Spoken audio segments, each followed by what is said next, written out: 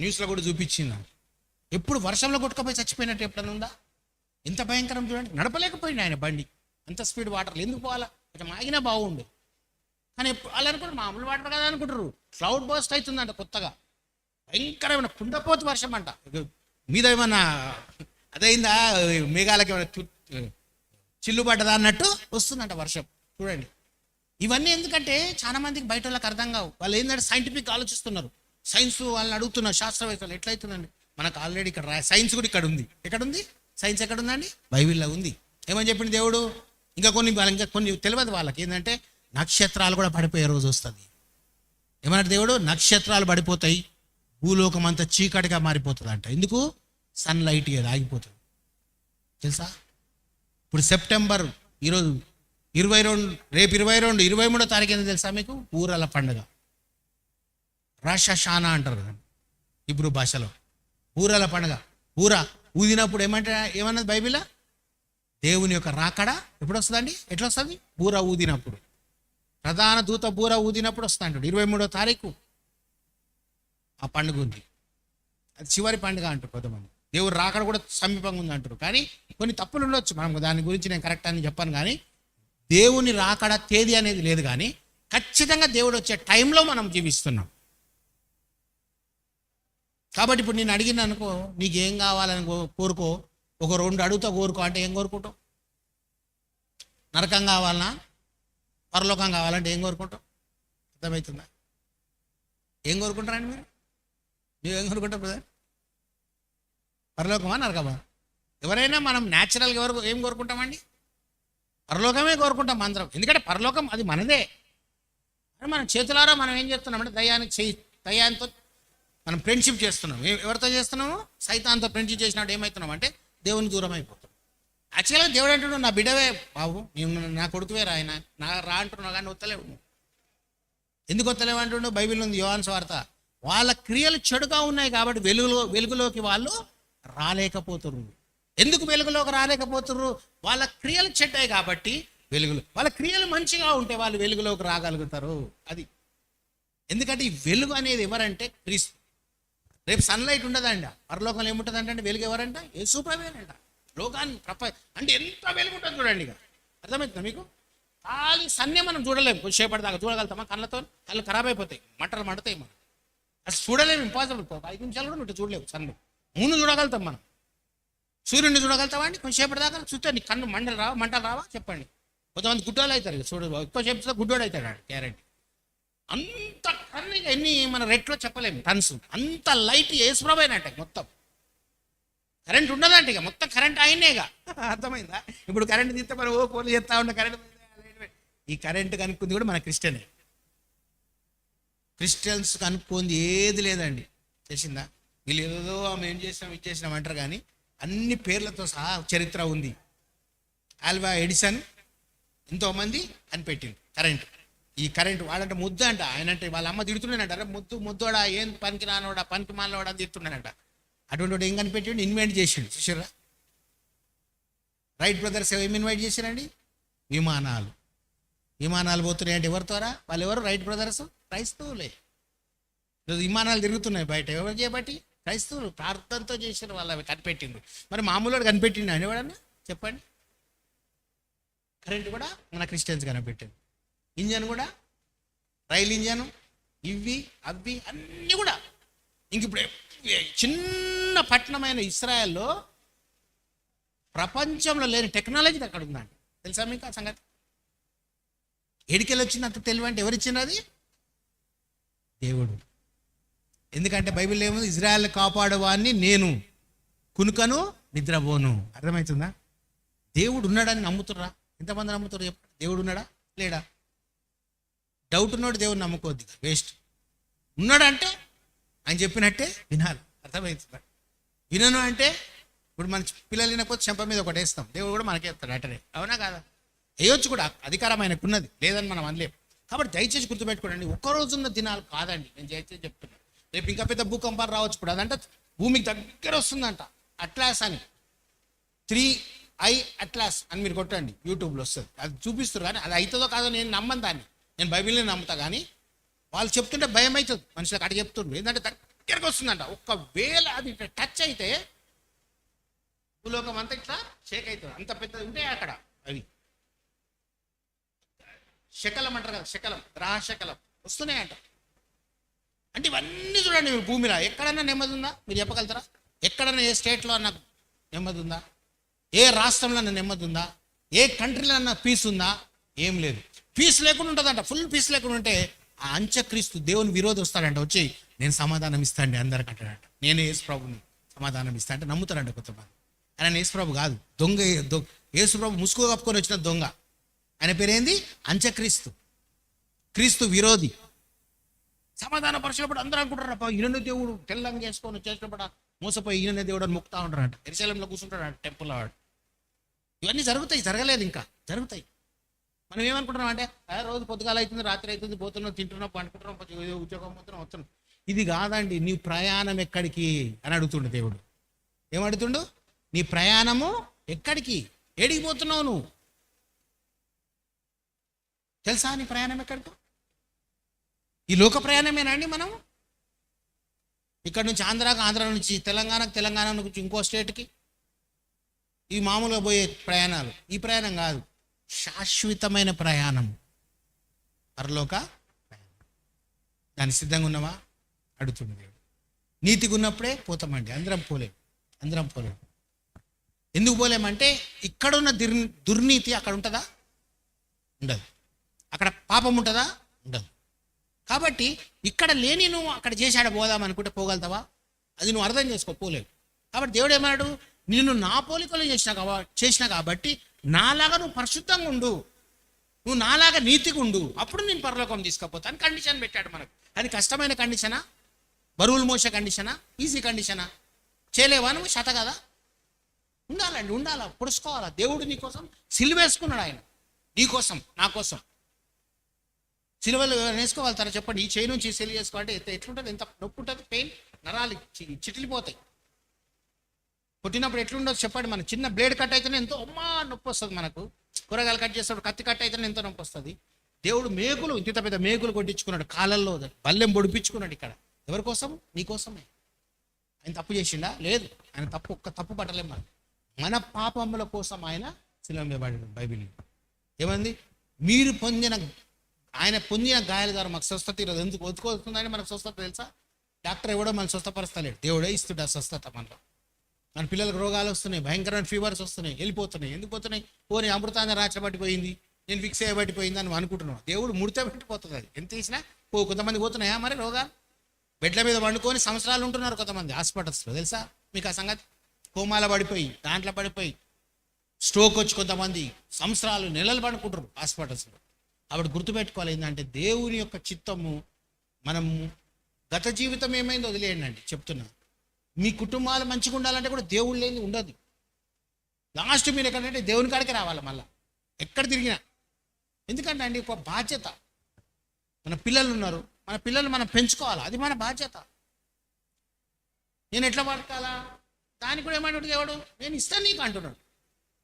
నువ్వు దేవుని అడుగు. ఎందుకు అడుగుతాను? దేవుడు ఇస్తా అంటున్నాడు, నీకు మార్గం చూపిస్తాడు. ఉద్యోగం లేదా? ఉద్యోగం చూపిస్తాడు దేవుడు. ఒకటి ఎక్కడ చేయాలో లేదా పని అనుకుంటావా? నీ సొంత నిర్ణయాలు తీసుకో, దేవుని అడుగు, ఆ పని చూపిస్తాడు దేవుడు. ఎందుకంటే నువ్వు ఎప్పుడు మాట్లాడుకొని, నీకు నువ్వే మాట్లాడుకొని, నీ భర్తతో నీ భార్యతో నువ్వు మాట్లాడుకుంటే దేవుడితో ఎప్పుడు మాట్లాడతావు? మీరు మాట్లాడుకోండి మంచిదే, కానీ దేవుని ఎప్పుడు మీ మధ్యలోకి తీసుకొస్తారు? భార్యాభర్తలు ఎవరిని పెట్టుకోవాలండి మధ్యలో? దేవుని పెట్టుకొని సంభాషించాలి. అది నిజమైన క్రైస్తవుల పద్ధతి. కుటుంబం ఉందనుకోండి, నలుగురు, మధ్యలో ఐదో వ్యక్తి ఎవరు ఉండాలి చెప్పండి? వింటురా? ఐదో వ్యక్తి ఎవరు ఉండాలండి? యేసయ్య నీలో ఉండాలి, నీతో ఉండాలా. అప్పుడే నీకు ప్రాబ్లం సాల్వ్ అవుతుంది. ఆ 4 వ్యక్తులుగా కాదు, 5వ వ్యక్తి లేకుండా కష్టము, చాలా కష్టం. మీరు సిద్ధపాటు ఉండలేరు, మీరు సమస్యలు డీలింగ్ చేసుకోలేరు. కాబట్టి మీరు దేవుల్లో ఉండాలంటే ఖచ్చితంగా మీరు ఏం చేయాలంటే మనం దేవుడు చెప్పినట్టే వినాలండి.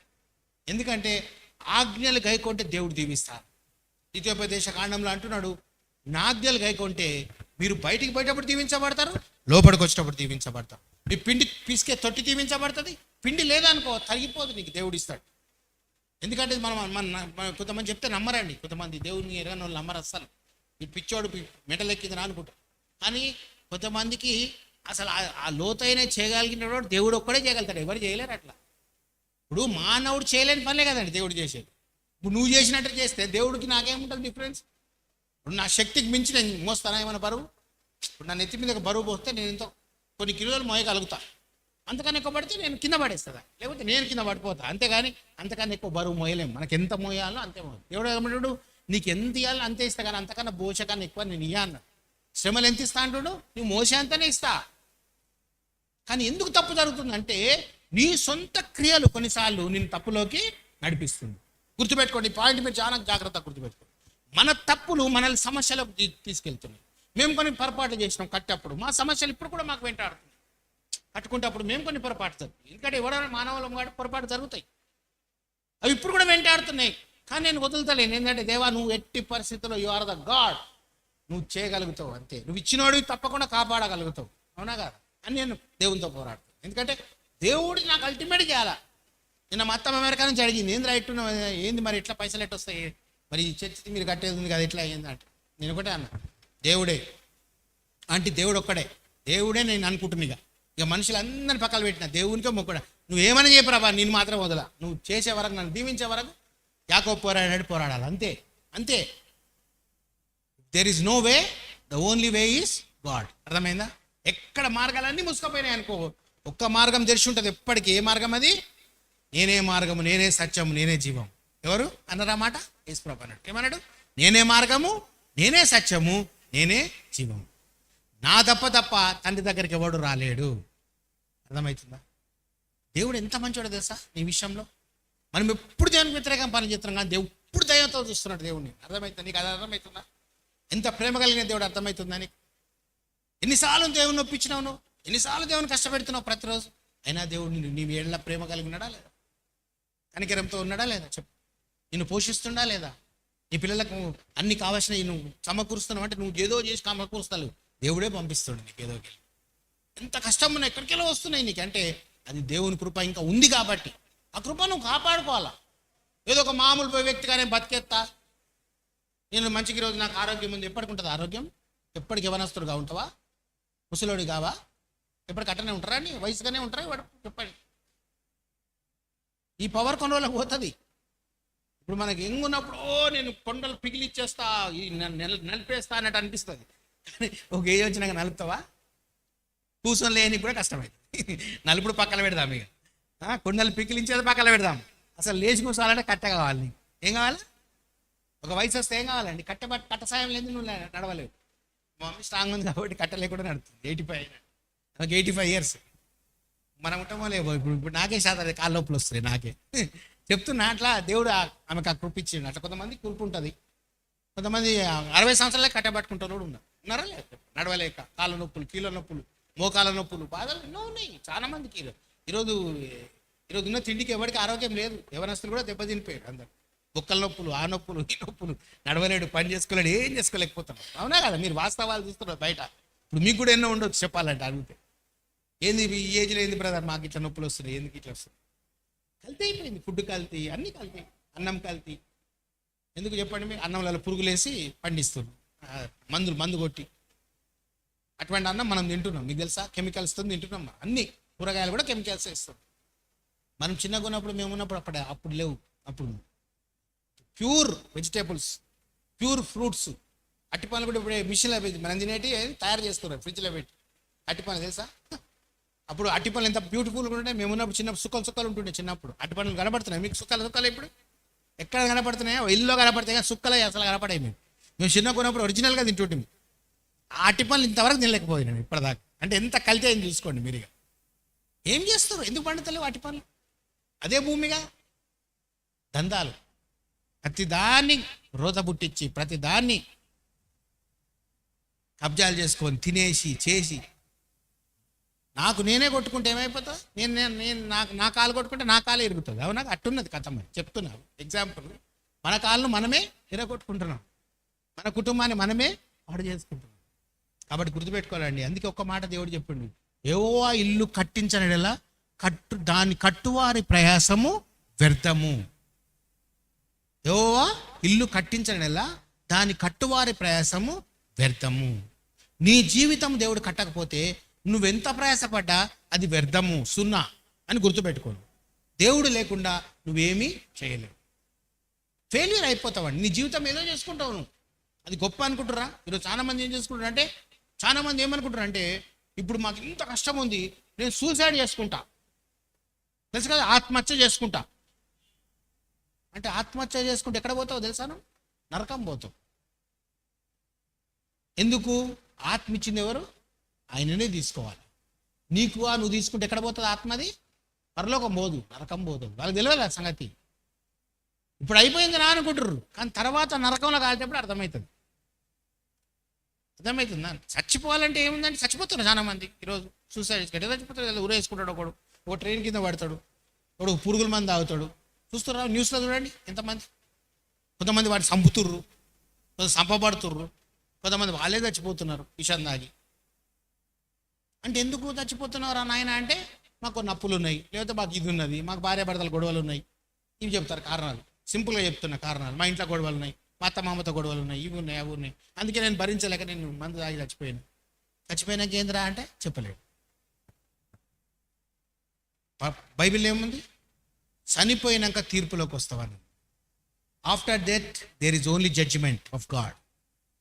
దేవుని తీర్పులో నిలబడతాడు ప్రతి ఒక్కడు. దేవుడు అంటే అప్పుడు అంటాడంటే, ఎవరెవరు ఏం చేసిరో వాని క్రియలు బట్టి వీళ్ళని తీసుకుపోయి నరకాలు పడే, వీళ్ళు మంచి చేసి తీసుకుపోయి పరలోకాలు పడే. దూతలు ఉంటారు, ఏం చేస్తారు. అందుకే చెప్పాడు, కుడివైపు కొంతమంది మంచి వాళ్ళు ఉంటారు, ఎడం వైపు చెడ్డోళ్ళు ఉంటారు. కుడివైపు మంచి వాళ్ళు ఉంటారు, ఎడం వైపు ఎవరు ఉంటారంట? క్లియర్గా ఉంది. గొర్రెలు మేకలని లేదా బైబిల్?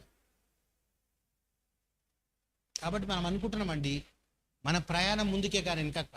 కానీ మన ప్రయాణం నీతి ప్రయాణంగా ఉండాలా. ఏదో బ్రతికేస్తున్నా అని బ్రతకకండి. దయచేసి చెప్తున్నా, రిక్వెస్ట్ చేసి చెప్తున్నా. ఇప్పటివరకు మీరు ఎట్లా జీవించినో నాకు సంబంధం లేదు, కానీ ఈరోజు మీరు వింటున్న వాక్యాన్ని బట్టి నేను చెప్తున్నా, ముందుకు చాలా గడ్డ సమస్యలు వస్తాయి, గుర్తుపెట్టుకోండి. మీరు దేవుళ్ళ లేకపోతే మీరు సైతాన్ని మిమ్మల్ని ఓడిస్తుంది. నేను గ్యారంటీ చెప్తున్నా. మీరు ఇంట్లో ఉన్నప్పుడు కూడా బైబిల్ చదువుకొని ప్రేయర్ చేసుకోండి, చర్చ్తో కాంటాక్ట్ అయి ఉండండి. ఎందుకంటే ఈ రోజున్న డేంజరస్ డేస్లో ఉన్నాం మనం. మీరు కావాలంటే మీరు యూట్యూబ్లో కొట్టుకున్నా మీకు అవే వస్తాయి. నేను చెప్తున్నా, నేను కాదు, ఏ మెసేజ్ అని యూట్యూబ్లో కొట్టండి. ఈరోజు వస్తున్న మెసేజ్ అదే, జాగ్రత్తగా ఉండండి, మోసం చేయబడకండి, జాగ్రత్తగా ఉండండి. నేను న్యూస్లో చూస్తున్నా, ఆర్టిఫిషియల్ ఇంటెలిజెన్స్ తెలుసు కదా మీకు, అది ఫోటో కూడా మార్చి ఫోటోను నా వేరే ఫోటోగా మార్చంటే మార్చిందంట. అమ్మాయి ఫోటో మారిస్తే ఆ జెమినీ ఏదో ఉంటుంది కదా, జెమినీ ఏఐ అని వస్తున్నాయి, కొత్తగా వస్తున్నాయి కదా. ఏ అంటే అది ఆర్టిఫిషియల్ ఇంటెలిజెన్స్. చాలా టెక్నాలజీ పెరిగిపోయింది. ఇప్పుడు చూస్తే అమ్మాయి ఫోటో మార్చిందంట, కానీ ఆ అమ్మాయికి లోపల ఉన్న పుట్టుమచ్చ కూడా చూపించింది. చూసుకో, ఇక్కడ పుట్టుమచ్చ ఉందంట. ఆ పుట్టుమచ్చ ఎట్ట తెలిసింది అనుకుంటుందంట. అందుకే సోషల్ మీడియాలో ఫోటోలు పెట్టకండి, అంత డేంజరస్. ఎందుకు చెప్తున్నా అంటే, ఇవి జరుగుతున్నాయి కాబట్టి చాలా కేర్ఫుల్గా ఉండాలి. కొంతమంది అనేక దాంట్లో వాట్సాప్లో దీంట్లో ఇన్స్టాగ్రామ్లో ఆడవాళ్ళు ఫోటోలు పెట్టేస్తుంది, అవి మార్ఫింగ్ చేస్తున్నారు. జాగ్రత్త, మీరు ఆడవాళ్ళు ఫోటోలు పెట్టకండి, దేంట్లో పెట్టకండి. ఈరోజు ఫోటోలు పెట్టుకుంటే డేంజర్. మనం అనుకుంటున్నాం టైంపాస్ పెడుతున్నాం, ఫేస్బుక్లో పెట్టుకుంటున్నాం మనం. అంటే అప్పుడు ఉన్న జీవితం అంటే అది. ఇప్పుడు టెక్నాలజీ ఎట్లా అయిపోయిందంటే, నువ్వెక్కడో క్లబ్లో ఉన్నట్టు చూపిస్తుంది నిన్ను. సేమ్ నువ్వే ఉంటావు, నువ్వెక్కడో తాగుతున్నట్టు చూపిస్తుంది, ఎవరు సినిమాలో కూర్చున్నట్టు చూపిస్తుంది. అంత మోసం, నమ్మలేరమ్మంటారు అసలు. బాగా అచ్చుకుద్దట్టు నీలానే ఉంటాడు ఆయన. నువ్వు పెట్టుంటే అట్టే దించేస్తాను నిన్ను. అటువంటి రోజులలో ఉన్నాం. ఎందుకు చెప్తున్నా మీరు అర్థం చేసుకోండి. అంటే ఇదేదో జరుగుతుందని చాలా మంది ప్రపంచాలు అనుకుంటారు, కానీ బైబిల్ ఏముందంటే, దానియేలు గ్రంథంలో రాయబడి ఉన్నది, అంచె దినములందు జ్ఞానం పెరుగుతుంది. జ్ఞానం పెరిగి ఏం చేస్తారు? ఇటువంటి కనిపెడుతుంది. ఇవన్నీ మనుషులే కనిపెట్టరు కదా ఇవి. కానీ రేపు మనిషిని మించిపోతే, ఆ మనిషి రేపు నేను చంపాలనుకుంది అనుకో, అందరు చంపేస్తే అయిపోయినట్టే రోజు కదా. ఇప్పుడు కొట్టగానే చెప్పేస్తుంది అది, ఏది పడుతుంది. నాకు ఇది కావాలి, ఆన్సర్ చెప్పండి చెప్పేస్తుంది. టెక్నాలజీ చూడండి ఇప్పుడు ఎట్లా అయిపోయింది. ఏం లేదు, నువ్వు ఏది కావాలంటే పని అదే చేసేస్తుంది. నువ్వు చేసే అవసరం లేదు. ఇక ఒక వెబ్సైట్ అనుకోండి, వెబ్సైట్ తెలుసు కదా మీకు. వెబ్సైట్ ఒకటి please Jesus light and life website create అని కొట్టింది అనుకో, అదే మొత్తం పేజీలు మొత్తం క్రియేట్ చేసేస్తుంది, మొత్తం ఇమేజ్లతో సహా మొత్తం. అంతుంది టెక్నాలజీ, నమ్ముతారా లేదు? నేను ఇప్పుడు కూర్చొని అక్కడ కంటెక్ట్ చేసే అవసరం లేదు, 10 నిమిషాల్లో వాడు క్రియేట్ చేసి ఇచ్చేస్తాడు నాకు మొత్తం. నేను ఏంటంటే ఒకటి వాయిస్లో చెప్పాలా, ప్లీజ్ డూ అని మనం అక్కడ చెప్తే గూగుల్లో క్రియేట్ ఏ వెబ్సైట్ అని నేను కొట్టేస్తే పేరు చెప్తే ఆ పేరు ప్రకారం క్రియేట్ చేయాలి. 5 నిమిషాలు క్రియేట్ చేయాలి, 5 పేజీలు. ఎందుకు చెప్తాను అర్థం చేసుకో. టెక్నాలజీ ఎంత పెరిగిపోయిందంటే, ఇది ఏందో అనుకుంటారు, కానీ దేవుడు ప్రణాళికలు నెరవేర్చబడుతున్నాయి. ప్రవచనాలు నెరవేర్చబడుతున్నాయి. అంచె దినములందు జ్ఞానం పెరుగుతుంది. అంచె దినములందు అక్కడికి ఇక్కడికి ట్రావెల్స్ చేస్తారండి చాలా మంది. చూడండి ఎట్లా పోతున్నారు చూడండి, ప్లేన్లలో చాలా మంది ఇటు అటు పోతురు, ఆంధ్రాకు తెలంగాణ తిరుగుతురు చాలా మంది. ఇవన్నీ బైబిల్ నెరవేర్పు జరుగుతున్నాయి. ఇప్పటికన్నా మనం కళ్ళు తెరుచుకోలేకపోతే ఇంకా మన గుడ్డలతో సమానం. దీన్ని భయపెట్టడానికి మనకు చెప్పలేదు దేవుడు. ఏం చెప్పిండంటే సిద్ధపడి జాగ్రత్తగా ఉండండి, నేను రాబోతున్నా మిమ్మల్ని తీసుకుపోనికి. కానీ మీరు ఎలా ఉంటే తీసుకెళ్తా, మిమ్మల్ని నీతిగా ఉంటేనే తీసుకెళ్తా, పాపాలు చేస్తే నేను వదిలిపెట్టిపోతా. వదిలిపెడితే ఏమవుతుందండి అనుకుంటున్నాం. 7 ఏళ్ళ శ్రమలంట, భయంకరమైన శ్రమలంట. అంత్యక్రీస్తు భయంకర శ్రమలు పెడతాడంట. అటువంటి శ్రమలు నీకు ఇష్టమా? ఆ వద్దు అనుకున్నప్పుడు నువ్వు పరలోకమ్మని సిద్ధపడు. నువ్వు తప్పించుకోలేవు. ఇక్కడ వచ్చి సైతాన్ గారితో తప్పించుకోలేవు. నువ్వు ఇక్కడ అనుకుంటున్నావు కొన్ని రోజులు నువ్వు మాయగానే ఉంటావు. వాడిని నువ్వు చుట్టుపట్టి నీకు ఏది పడితే అది చేపిస్తాడు. అది ఇష్టమా? లేదు దేవుని చుట్టుపట్టుకుంటే నీ ఇష్టమా? దేవుని చేతిలో పడటం మంచిదా అని చెప్పండి, సైతాన్ చేతిలో పడటం మంచిదా? దేవుని చేతిలో పడదాం. కాబట్టి ఎందుకంటే అల్టిమేట్గా నిన్ను సృష్టించినోడు దేవుడు. ఆ లూసిఫర్ సృష్టించాడు ఎవరండి? దేవుడేనా కాదా? దూతను, అది దూత, ప్రధాన దూత ఉండే అది. దాన్ని సృష్టించినవాడు ఎవరు? యేసయ్యనే. కానీ అది ఏమనుకుంది? యేసుప్రభు సీటు కోరుకుంది. అప్పుడు తన్ని కిందికి పడేసిండు దేవుడు దాన్ని. అప్పుడు ఏమైంది? అది ఇప్పుడు లోకంలో తిరుక్కుంటే దయ్యం అయిపోయింది. సైతాన్ అంటాం కదా మనం, అదే సైతాన్. మరి ఆ సైతాన్ స్పెషల్గా క్రియేట్ కాలే, దేవుడే క్రియేట్ చేసింది దాన్ని కూడా. మన దేవునికి అధికారం దాని మీద ఉండదా? దానికి మొత్తం అధికారం ఉందని మీరు అనుకుంటారా? లేదు. రేపు బంధించి చైన్లతో కట్టి పాతాళంలో వేస్తారట దాన్ని. అది ఉంది, ఇంకా జరగలేదు, జరుగుతాయి అవి కూడా, అన్నీ జరుగుతాయి. చాలా టైం ఉంది అది ఇంకా జరగదు. ఫస్ట్ సంఘం ఎత్తబడుతుంది, తర్వాత అన్ని అన్ని తిరగబడతాయి. అన్ని మార్పులు, చాలా మార్పులు వస్తాయండి, చాలా మార్పులు, యుద్ధాలు, ఘోరమైన సంగతులు, చంపుకున్నాడు. ఇప్పుడు మీరు చూస్తే నైజీరియా చంపేస్తారు క్రైస్తవులు, తెలుసా? మన దగ్గర కూడా స్టేట్స్లలో ఏముందండి, మత మార్పిడి కేసు చాలా మంది వచ్చినాయి. ఇక్కడ కూడా ట్రై చేస్తారు మన దగ్గర కూడా రావాలని. బైబిల్ పట్టుకున్న ఎవరైనా వాక్యం చెప్తే వాళ్ళు అరెస్ట్ చేసి జైలు వేస్తారు అంతే ఇమ్మీడియట్. వేరే స్టేట్స్లో హర్యానాలో అక్కడంతా యాంటీ కన్వర్షన్ చేయొద్దు ఎవరిని. మతం చెప్తే వాళ్ళను లోపడేస్తారు. ఇప్పుడు మనం ఇంత మంచిగా అక్కడ లేదు ఆరాధన అట్లా చేసుకొని. ఎందుకంటే ఇవన్నీ సైతాన్ పని చేసింది. ఇదంతా రాజ్యాంగంలో ఉందా? మత స్వేచ్ఛ ఉంది, మనం ఈ ప్రకటించుకోవచ్చు. కానీ ఈ ఎందుకు వచ్చినాయి లాసు?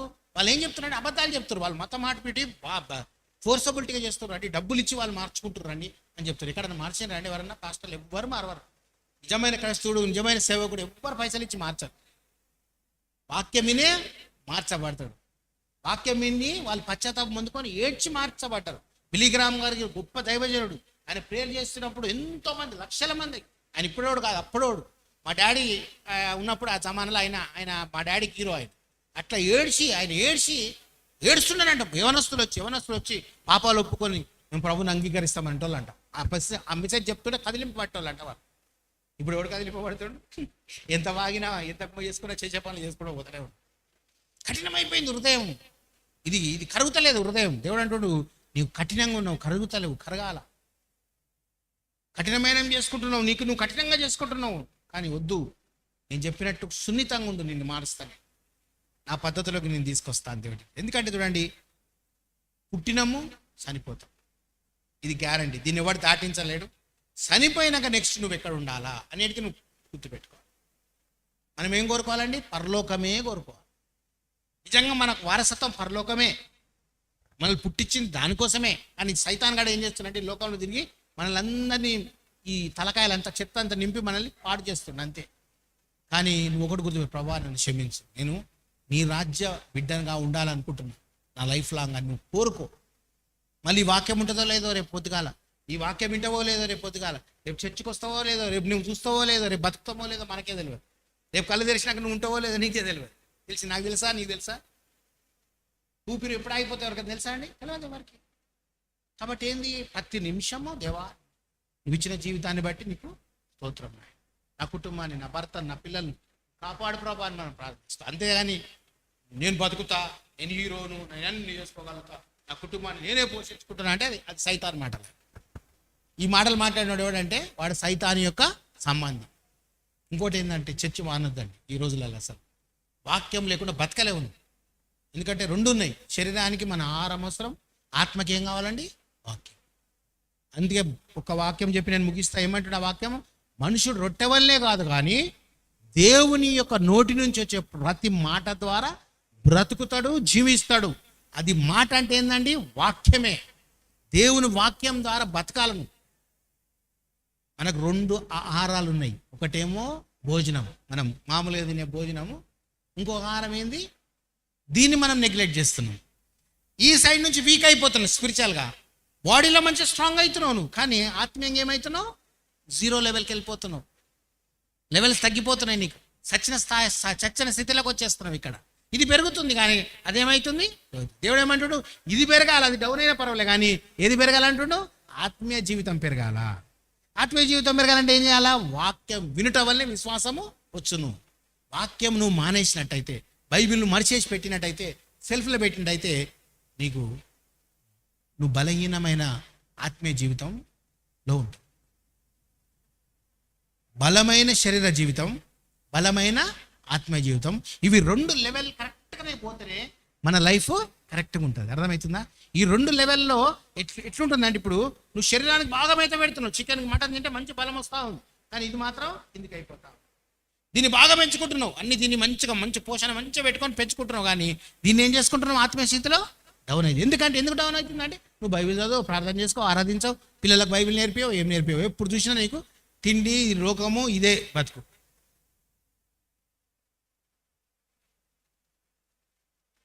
లోకమును ప్రేమించువాడు నాకు విరోధి అన్నాడు బైబిల్. లోకాన్ని ప్రేమించువాడు విరోధి. లోకంలో ఉన్నదంతా కూడా ఏమంటుండవు? నేత్రాశ, జీవపు డమ్మము, శరీర కోరికలు. ఈ మూడు తండ్రి నుంచి వచ్చినాయి కాదు, పరలోకం నుంచి వచ్చినాయి కాదు, యేసుక్రీస్తు ఇచ్చినాయి కాదు, కానీ సాతాను యొక్క సంబంధం నుంచి వచ్చినాయి. మరి ఇవి కావాలా నీకు? ఇవి కావాలంటే దేవుని వదులుకోవాలా? అవ కావాలా, బువ్వ కావాలని సామెత మనం చేయలేము. రెండు గుర్రాల మీద మనము సవారీ చేయలేము. ఒక్కటే కోరుకోవాలి. దేవుని కాడ ఒకటే ఉంటుంది. దేవుడు ఏమంటే రెండు ఉన్నాయి, ఏది కోరుకుంటావు అన్నాడా లేదా? ఇరుకు మార్గం ఒకటి, సరళమైన మార్గం. మూడో మార్గం చెప్పాడండి బైబిల్లో, ఉందా? లేదు కదా. ఒకటి ఇరుకు మార్గం ఎటు వెళ్తుంది అంటే అది జీవానికి వెళ్తుంది అన్నాడు. ఒకటేమో సరళమైన మార్గం, ఇక్కడ తాగుబోతులు, తినుబోతులు, చెడ్డ పనులు చేస్తూ అందరూ పోతారంట, కానీ అంతం ఏమంటుండు? అంతము ఇది నాశనానికి దారితీస్తుంది. వాడు పడేదాకా తెలియదంట వాడికి. ఆ బురదలో పడేదాకా, ఆ గుంటలో పడేదాకా, నాశనం అనే గుంటలో పడేదాకా వాడికి తెలియదంట. మరి అది కోరుకుంటావా? ఏది కోరుకుంటావు? మనం ఎవ్వరమైనా అడిగితే కూడా మంచిదే కోరుకుంటాం. పరలోకమే కోరుకుంటారు. మీరు కూడా ఇప్పుడు చేతులు ఎత్తారంటే పరలోకం పోతామంటారు అంటారు. మీరు పరలోకమే కోరుకుంటారు, నరకం ఎవరు కోరుకోడండి. కోరుకుంటారా? ఇంత దుర్మార్గుడైన వాడు నరకం కోరుకోడు. ఏం కోరుకుంటాడు? పరలోకమే కావాలి బ్రదర్ నాకు అంటాడు. పరలోకం పోవాలంటే నీకు ఒకటే, ఏంటంటే దేవుడు చెప్పినట్టు వినాలి, వాక్యానుసారంగా ఉండాలి. ఎందుకంటే దేవుడు నీకు పుట్టించింది కూడా అందుకే. ఆది కాండంలో దేవుడు పుట్టించిన ఆదామును పుట్టించినప్పుడు ఏమన్నాడంటే, నా పోలికల్లో నిన్ను పుట్టించిన. నువ్వు అన్నిటి జంతువులకు ఆయనే పేరు పెట్టినట్టు ఆదామే. కాబట్టి నేను ఎంత పరిశుద్ధంగా ఉన్నానో నేను అట్లనే పుట్టించిన, నా ప్రతినిధిగా లోకంలో తిరగాలి. నువ్వు నిన్ను చూడగానే అరే యేసయ్య బిడ్డ ఇంటే ఇట్లుంటాడా అనుకోవాలి. అది కోరుకుంటాడు దేవుడు నీ దగ్గర నుంచి. మరి ఆ ఎక్స్పెక్టేషన్ నువ్వు ఇస్తున్నావా? అది నేను అడుగుతున్నప్పుడు నువ్వు దాని ప్రకారం నువ్వు ఉంటున్నావా?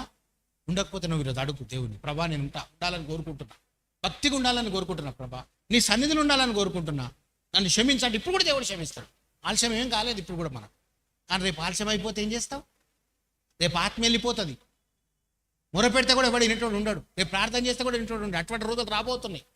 ఏమవుతుందో తెలియదు. ఇప్పుడు కూడా అన్ని నడుస్తున్నాయి కోట్ల కేసులు. క్రిస్టియన్స్ ఇవి చేస్తారు, మోసాలు చేస్తారు, యాంటీ కరప్షన్ బిల్లు వస్తే వాడు మనం ఇక చర్చకొచ్చులో కష్టమవుతుంది కొన్ని రోజులు. వీటి కోసం మనం ప్రార్థన చేయాలి. మనకేం తెలియదు, ఏమో జరుగుతుంది అనుకుంటారు మీరు. మన వెనకంతా కూడా సాప కింద నీరు అంటారు. సైతాన్ గడ్డ చేసుకుంటూ వెళ్ళిపోతూనే ఉన్నాడు. అక్కడ వాని పని వాని చేస్తూనే ఉన్నాడు. ఏసఐ పని పని చేస్తున్నాడు. కానీ మనం ఏం చేస్తున్నాం అంటే ఉట్టి కూర్చొని తమాషా చూస్తాం. సైతాన్ గడ్డ పని వాడు చేసుకుంటూ వెళ్తున్నాడు, దేవుని పని కూడా అయిపోతూనే ఉంది, వెళ్ళిపోతున్నాడు. మనకు అది కూడా తెలియదు. మనం కాములు కూర్చొని క్రికెట్ మ్యాచ్ చూస్తాం చూడు. క్రికెట్ మ్యాచ్ ఎట్లా చూస్తాం? గ్రౌండ్లో కూర్చొని అట్లా చూస్తున్నాం. ప్రేక్షకులు అంటారు చూడండి, అట్లా ప్రేక్షక పాత వహిస్తున్నాం. ఆడియన్స్ లాగా అట్లా ఉండొద్దండి. ఆడియన్స్ లాగా మనల్ని దేవుడు పెట్టలే. ఏమన్నాడు దేవుడు? మోసేటనే మొరపెడితే దేవుడు అన్నాడు, నాకెందుకే మొరపెడుతావు? శక్తి ఇచ్చిన నీకు కర్ర చాపో 2 పాయలు అవుతుంది. ఎర్ర సముద్రం అంటే మోసే చాపినాక అయిందా లేదా?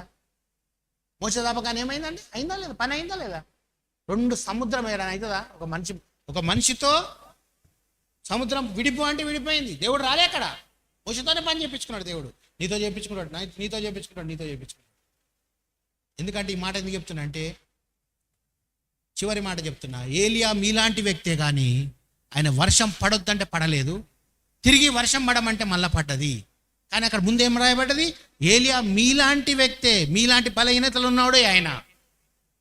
ఆయన పెద్ద పరిశుద్ధుడు కాదు, మీకు ఎంత వీక్నెస్లు ఉన్నాయి ఆయనకు కూడా అవే ఉన్నాయి. కానీ దేవుని కోసం నిలబడ్డాడు ఆయన. దేవుని కోసం నిలబడ్డాడు నెత్తి మీద పెట్టుకుంటాడు దేవుడు. అర్థమైందా? కాబట్టి నువ్వు నెత్తి మీద పెట్టుకోవాలా దేవుడు నన్ను అనుకుంటే దేవుడు చెప్పినట్టు ఈరోజు నుంచి విను. దేవునికి వ్యతిరేకంగా ఏం చేయకండి అండి. ఈరోజు నువ్వు నానుకోండి.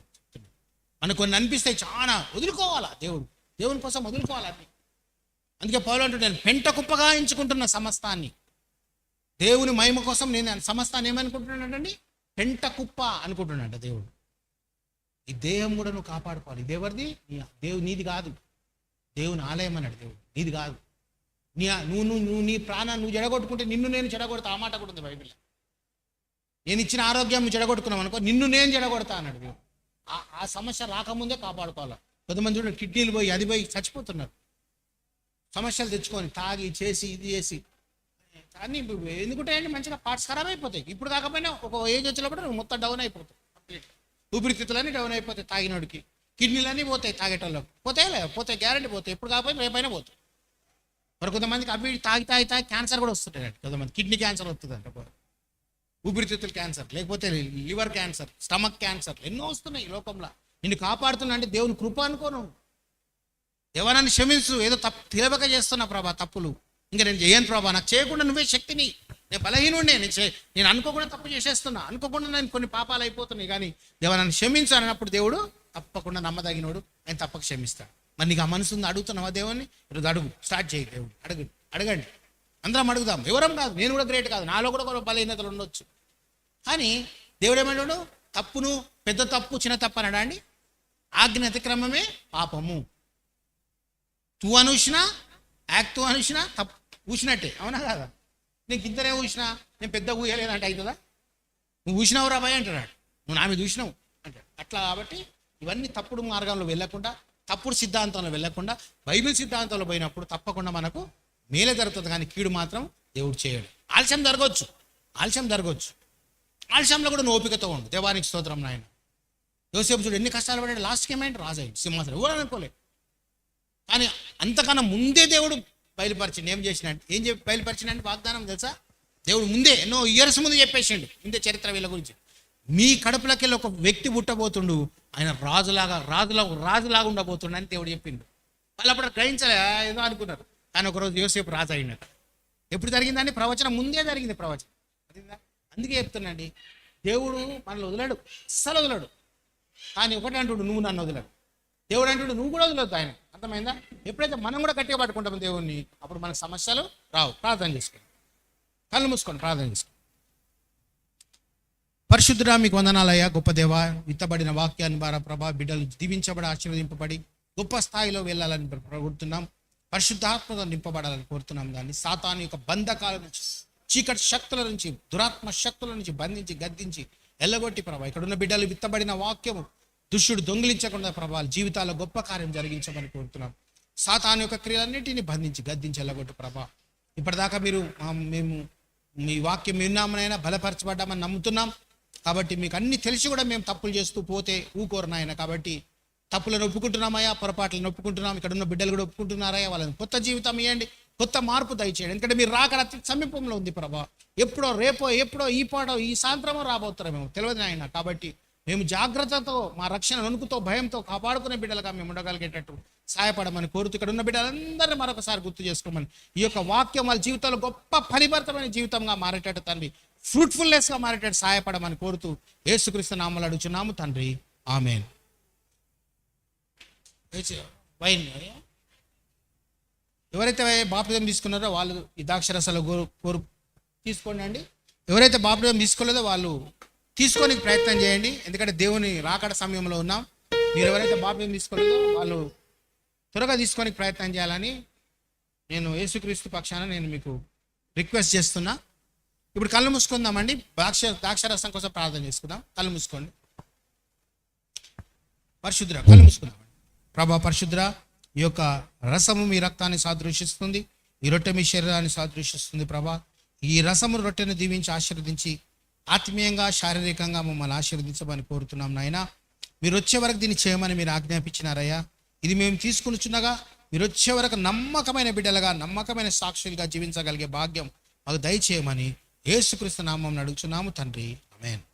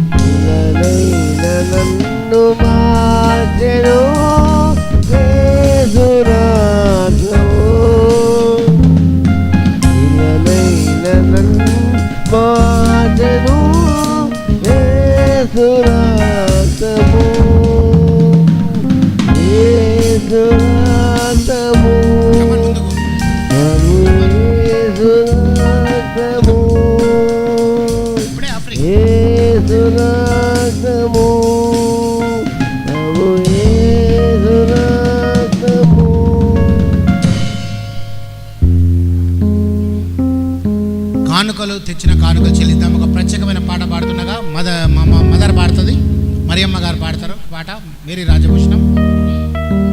ఒక వరుస ఒక కోరస్ పాడతారు. తెచ్చిన కానుకలు దేవునికి చెల్లిద్దాం.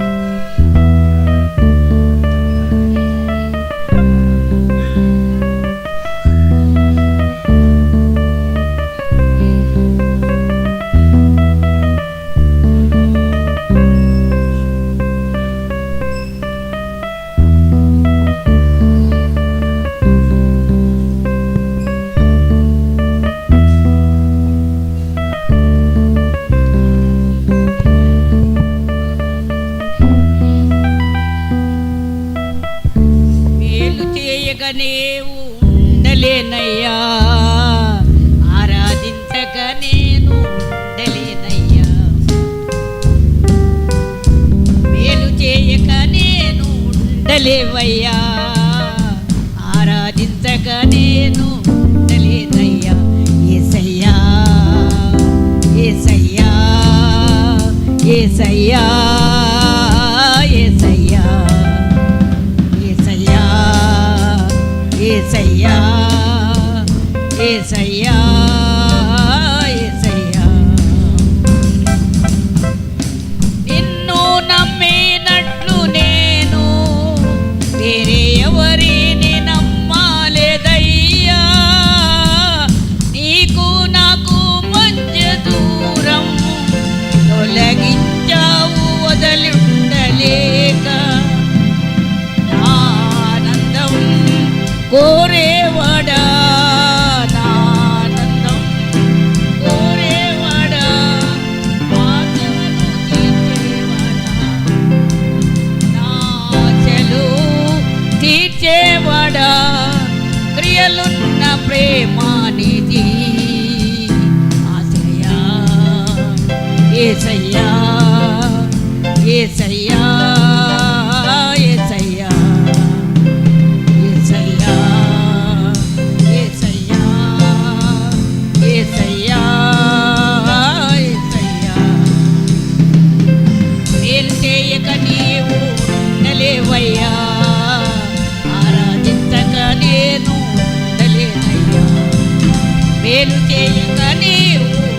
ఉండలేవయ్యా, ఆరాధించక నేను ఉండలేనయ్యా. యేసయ్యా, యేసయ్యా, యేసయ్యా, యేసయ్యా, యేసయ్యా, యేసయ్యా, యేసయ్యా. ప్రేర్ చేయి, కానుకల గురించి ప్రేర్ ఇంకోటి పాడతావా? ప్రేర్ చేయి.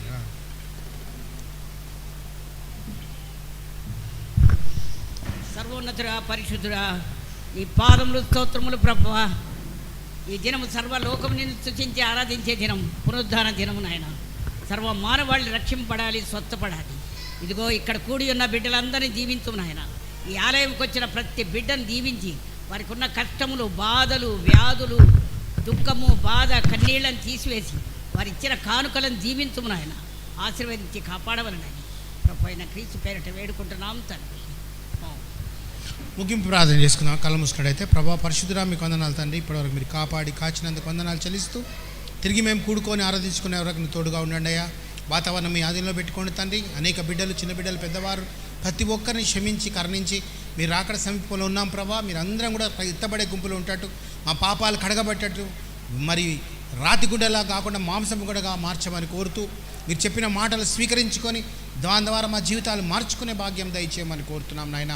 పాపం వదిలిపెట్టేవాడు, పాపాన్ని ఒప్పుకొని వదిలిపెట్టేవాడు వర్ధిల్తాడన్న ప్రకారం నాయన మా పాపాలన్నీ కడగబడి తండ్రి మేము మళ్ళా నూతన బిడ్డలుగా మీకు సమీపస్తులుగా మేము నిలబెట్టేట్టు చేయండి. ఏ శాపగ్రస్తమైన తీసివేయండి, ఇంట్లల్లా ఎవరి మీద ఏ శాపం ఉన్నా తీసివేయండి తండ్రి, కరసున్నా తీసివేయండి తండ్రి. మీరే దీవించి ఆశీర్వదించి చుట్టూ మీ కంచె వేసి కాపాడి మహిమ, ఘనత, ప్రభావాలు పొందమని ఈ కాలంలో బిడ్డలందరూ కూడా జ్ఞాపకం చేసుకోమని, అందరితో మరి సహోదర ప్రేమ కలిగి మేము ఉంటాడు తండ్రి. పొరుగువాన్ని ప్రేమించమన్నావు, ప్రేమ కలిగి మేము జీవించగలిగేటాడు తండ్రి.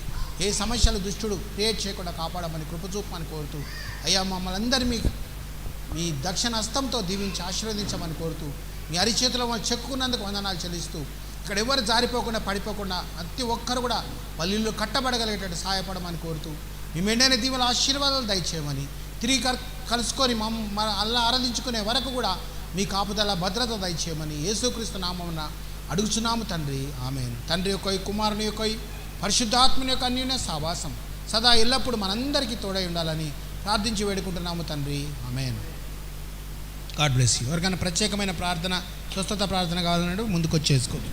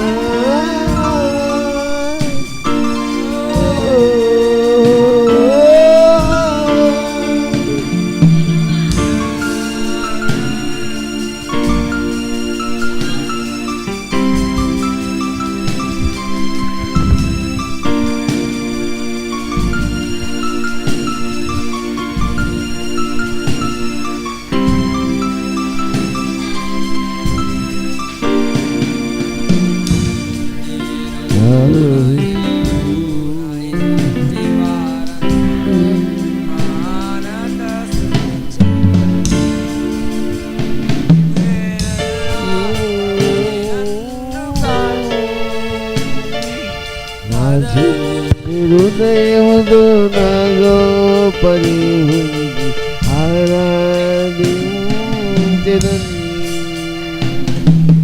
పగిలిన నాకున్నరు నా గుమ్మరి వద్దకు వెళ్ళి బాగు చేయమని కోరెదను.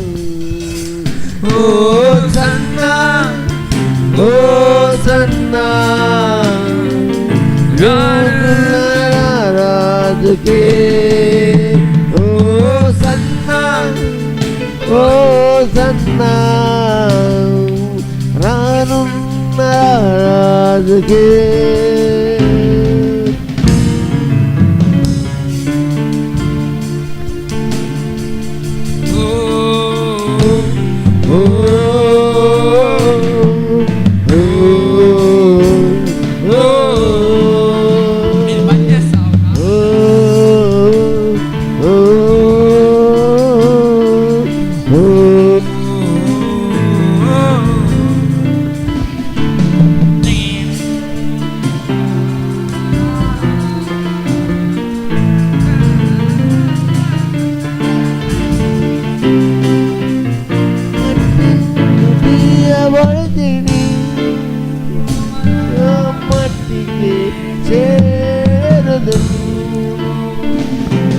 మట్టి నుండి తీయబడింది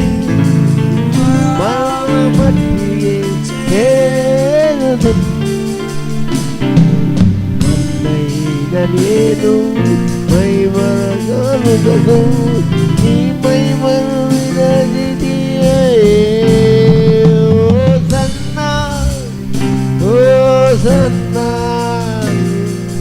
యూదుల రాజుకే ఓ సన్నా ఓ సన్నా రాజుల రాజుకే ఓ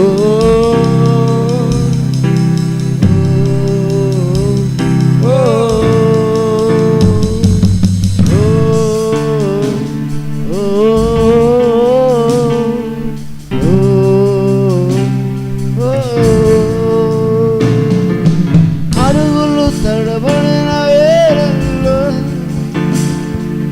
నీది కృపాసము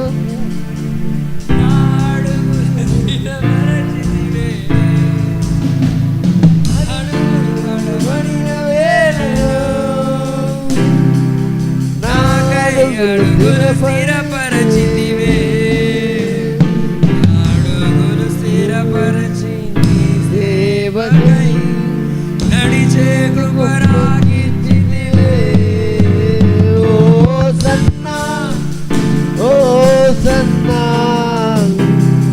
యూదుల రాజుకే ఓ సన్నా ఓ సన్నా రాజుకే ఓ ఓ